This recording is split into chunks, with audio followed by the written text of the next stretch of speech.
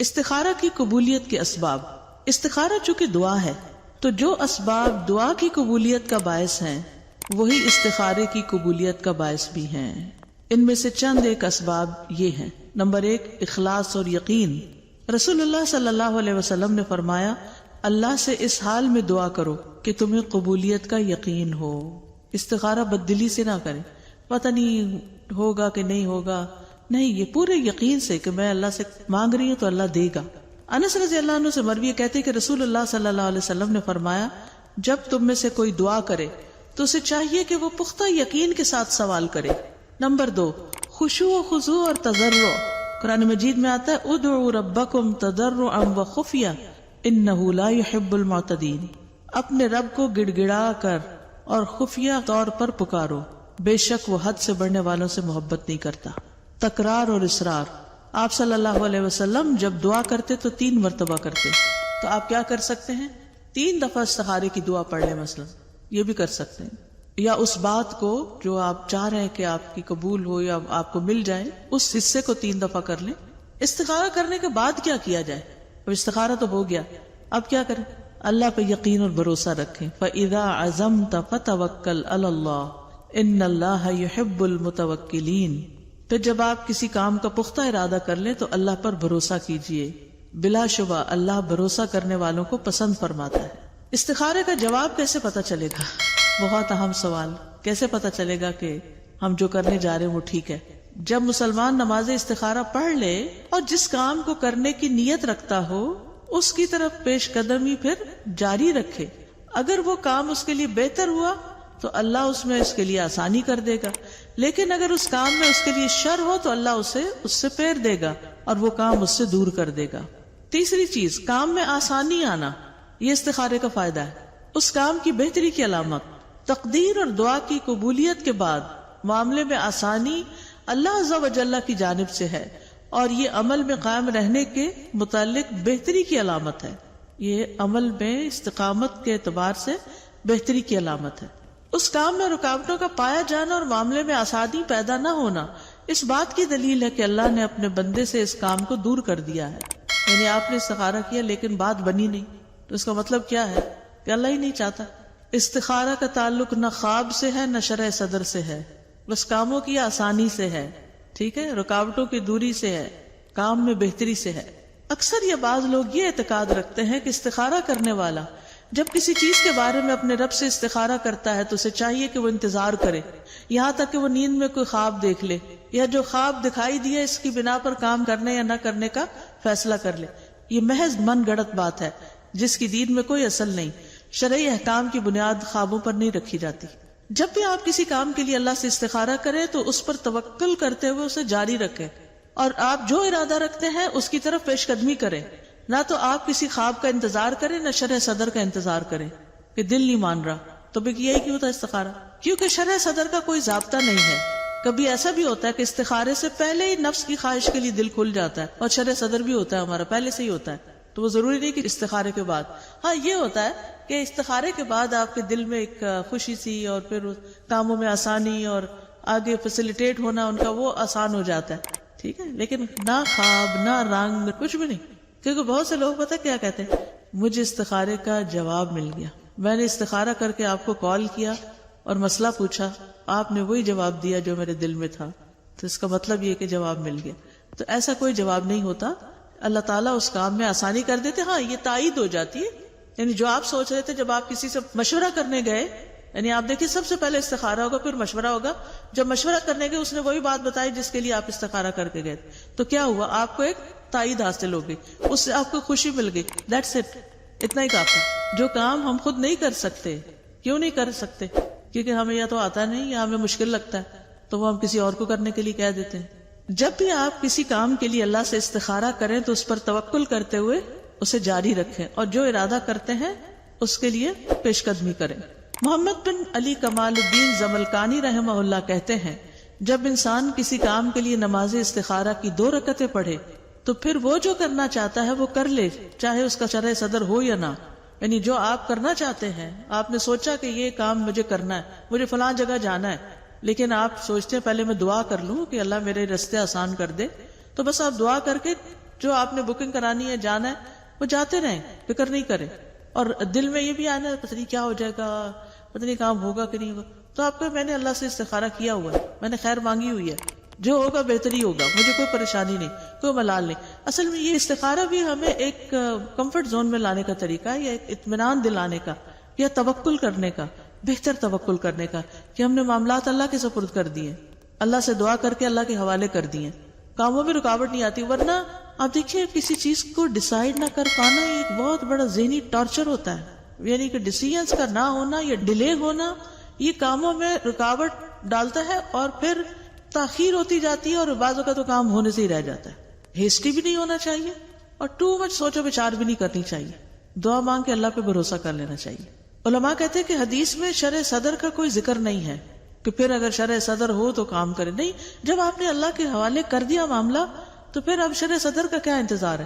حافظ ابن حجر کہتے ہیں قابل بھروسہ بات یہ ہے کہ استخارہ سے پہلے جس کام کے لیے اس کا شرع صدر ہو چکا ہو اور اس میں اس کی طاقت اور خواہش کا دخل ہو تو وہ اس کام کو نہ کرے، یعنی خواہش کے غلبے کی وجہ سے اس کام سے رک جائے.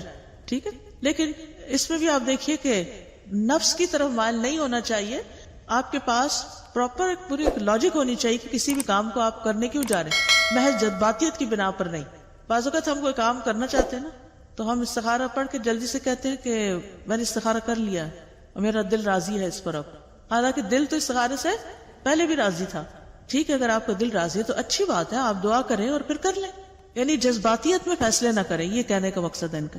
نہیں، اگر وہ بالکل ہی ٹھپ ہو گیا تو سمجھے کہ روک دیا گیا، لیکن اگر وہ چل رہا ہے تو کسی بھی کام میں رکاوٹیں آتی ہیں، کوئی بھی رائڈ سموتھ نہیں ہوتی، اونچ نیچ اس میں ہوتی رہتی ہے، لیکن اینڈ اچھا تو سب اچھا. استخارہ کرنے والے کو چاہیے کہ وہ اپنے نفس کو خواہشات سے خالی کرے، اپنی خواہشات کی اور جس کی طرف اس کا نفس مائل ہو اس کی پیروی نہ کرے، بلکہ ان سب چیزوں کو اتار پھینکے پھر استخارہ کرے اور اللہ سبحانہ وتعالیٰ پر توکل کرے، یعنی دل خالی کر کے پھر استخارہ کرے. قرطبی مالکی کہتے ہیں، علماء کہتے ہیں کہ اس کو چاہیے کہ اپنے دل کو ہر طرح کے خیالات سے خالی کرے، یہاں تک کہ وہ کاموں میں سے کسی ایک کام کی طرف بھی مائل نہ ہو. مائل سے مراد یہ کہ ایک بس خواہش ہو یہی کرنا چاہتا ہوں، لیکن یہ ڈیسیژن تو آپ لیں گے نا کہ یہ کرنا ہے تو تبھی استخارہ کریں گے نا. ڈیسیژن لینا ایک اور بات ہے، لیکن ایک خواہش کے غلبے کے تحت کرنا اور بات ہے.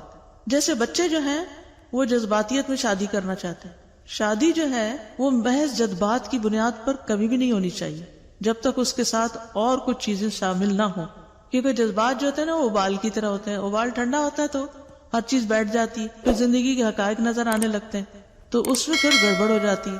تو جب آپ اللہ سے مشورہ کرنے لگے نا اور اللہ سے دعا تو کہ یا اللہ انا لا اعلم، میں نہیں جانتا، انک انت علام الغیوب، تجھے سب پتا ہے، میں نے معاملہ تیرے سپرد کر دیا. ٹھیک ہے، کبھی مسلمان اپنے رب سے کسی کام کے بارے میں استخارہ کرتا ہے، پھر اسے پتا چلتا ہے کہ معاملات اچھی طرح سے ظاہر نہیں ہوئے اور اس کام کی کوئی واضح صورت نہیں آئی، جس کا اس نے عزم کیا اس میں بھلائی کا پہلو واضح نہیں ہوا، اسے دوبارہ استخارہ کرنے کی ضرورت ہوتی ہے. کیا ایسا کرنا جائز ہے؟ اگر آپ کہیں کہ جب کام کے کرنے یا چھوڑنے میں درست صورت واضح نہ ہو اور وہ جس کام کو کرنا چاہتا ہے اس کے لیے شرع صدر نہ ہو تو کیا ایک کام میں بار بار استخارہ کرنا درست ہے؟ تو وہ کہتے ہیں بدر الدین عینی، میں کہتا ہوں کیوں نہیں، اس کام کے لیے بار بار نماز پڑھنا، دعا مانگنا مستحب ہے، یعنی اگر رکاوٹیں آ رہی ہیں دوبارہ دعا مانگ لیں. سوال، کیا کسی دوسرے کی طرف سے استخارہ کیا جا سکتا ہے؟ ایک آدمی دوسرے کی طرف سے استخارے کی نماز نہیں پڑھ سکتا. ابن عثیمین کہتے استخارہ کرنا صرف اس شخص کے لیے جائز ہے جو کام کا ارادہ کرے، کسی دوسرے کی طرف سے استخارہ کرنا درست نہیں، اگرچہ کوئی کسی کو اپنا وکیل بنا بھی دے اور کہے میرے لیے اللہ سے استخارہ کرو، کیونکہ رسول اللہ صلی اللہ علیہ وسلم نے فرمایا جب تم میں سے کوئی آدمی کسی کام کا ارادہ کرے تو 2 رکعت ادا کرے پھر یہ دعا پڑھے. جیسا کہ 2 آدمی مسجد میں داخل ہوں تو ان میں سے ایک دوسرے سے کہے میں بیٹھتا ہوں اور تم میری طرف سے 2 رکعتیں تحیت المسجد پڑھ دو، تو ایسا کرنا درست نہیں. استخارے کی نماز کا تعلق استخارہ کرنے والے کے نفس کے ساتھ ہے جو کام کرنے کا ارادہ رکھتا ہے. استخارے کے لیے کاہن اور نجومی کے پاس نہ جایا جائے. نبی صلی اللہ علیہ وسلم سے مروی ہے، آپ نے فرمایا جو شخص کسی کاہن یا نجومی کے پاس جائے اور اس کی باتوں کی تصدیق کرے تو گویا اس نے محمد صلی اللہ علیہ وسلم پر نازل ہونے والی شریعت سے کفر کیا. ٹھیک ہے، اسی طرح بعض کاہن اور نجومی تو نہیں ہوتے لیکن کوئی بزرگ لوگ ہوتے ہیں جن سے لوگ جا کے استخارہ کراتے ہیں، پھر وہ اپنے پاس سے چند باتیں بتاتے ہیں اور پھر کروانے والے اس کی تصدیق کرنا شروع کر دیتے ہیں، تو یہ بھی طریقے ٹھیک نہیں. ہر مسلمان پر نماز فرض ہے نا، ہے یا نہیں؟ عورت ہو، مرد ہو، بوڑھا ہو، جوان ہو، سب پر فرض ہے. تو کیا اپنی نماز کسی کو کرائے پہ پڑھوا سکتے ہیں؟ نہیں. تو جب نماز باقی نہیں پڑھوا سکتے تو استخارے کی کیسے کسی سے نماز پڑھوا سکتے ہیں؟ ٹھیک ہے. مجھے پوچھنا تھا کہ نا اگر ہم نماز پڑھتے ہیں اور اگر ہمیں خواب آتا ہے تو پھر اگر خواب اس سے متعلق بھی ہو سکتا ہے اور اس کے علاوہ بھی ہو سکتا ہے. یعنی نہیں اسی سے متعلق اگر خواب آ جائے تو وہ بعض اوقات اپنے دل کی بات بھی ہوتی ہے. خواب 3 طرح کے ہوتے ہیں. ایک خواب وہ ہوتا ہے جو آپ کے ذہن پہ خیال حاوی ہو جاتا ہے نا، تو وہ آپ خواب میں دیکھنے لگتے ہیں. مثلا ٹیسٹ کا خیال حاوی ہو گیا. اب کیا ہے؟ اب وہ اتنا ہر وقت آپ سوچ رہے ہیں ٹیسٹ ہے ٹیسٹ ہے ٹیسٹ ہے، اچھے ہر جگہ ہر جگہ. تو پچھلے دنوں کچھ اسٹوڈینٹس اکٹھے ہوئے، اچھی والی مزے کی پارٹی تھی، لیکن ہر تھوڑی دیر کے بعد آواز آ رہی تھی ٹیسٹ ہے ہمارا، ٹیسٹ ہے ہمارا. تو میں سوچ رہی تھی کیوں اپنے آپ کو پریشان کرتے ہیں؟ انجوائے کرنے کے وقت میں انجوائے کریں، ٹیسٹ بعد میں دیکھا جائے گا. لیکن جو ہمارے دل میں بات ہوتی ہے نا، وہ ہماری زبان پر آنے سے نہیں رکتی، وہ ہم کہے جاتے ہیں. اسی طرح وہ خواب میں بھی آتی ہے.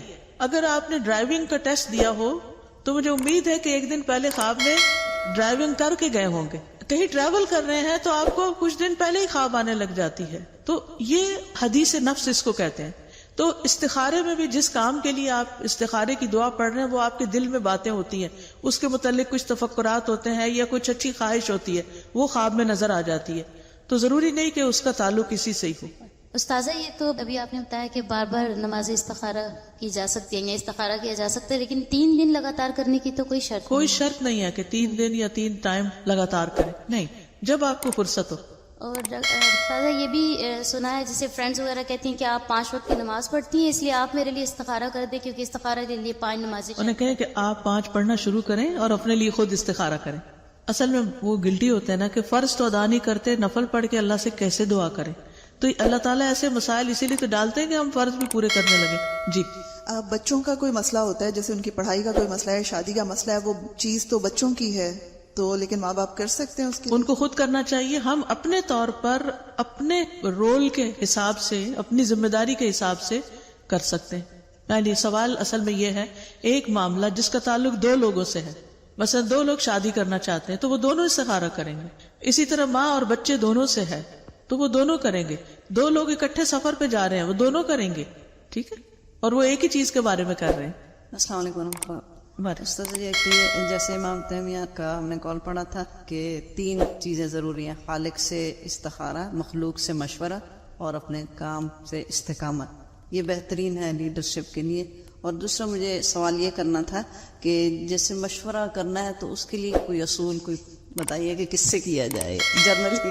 جو معاملے کو سمجھتا ہو، تجربہ کار ہو، بائس نہ ہو، اس کا اس میں کوئی مفاد نہ ہو، اسے اس سے کوئی بیر نہ ہو، یہ چیزیں دیکھنی چاہیے.